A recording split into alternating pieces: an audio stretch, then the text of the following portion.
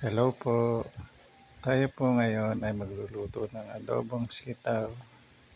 Siyempre, sasawagan po natin ng pusit. Hindi na po sawag yan dahil parang pinagsabay na rin natin ang ating pagluluto. Adobong sitaw with pusit. Yan po ang ating mga sangkap.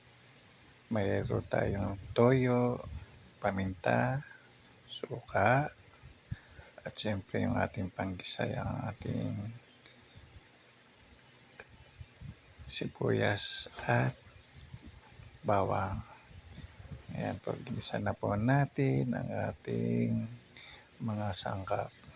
Kung napapansin nyo, adobo pero bakit may kamatis? Ganyan po kasi tayo magluto ng basta ginisa natin, hindi nawawala ang ating kamatis.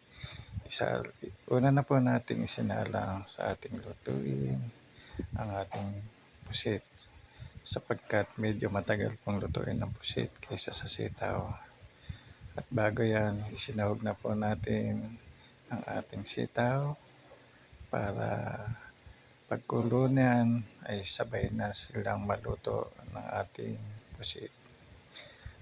Masarap po ang ating pusit basta adobo na may sitaw. Kung natikman nyo na po yan, itry nyo pong lutuin.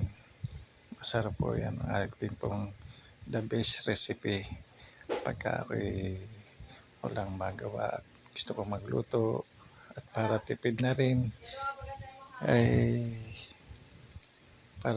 rin, sabay ko na pong niluluto yan. Isang lutuan lang, bali dalawang klase na. Salamat po sa inyo pong panonood. Ating pong ulam, adobong pusit with sitaw. Thank you for watching.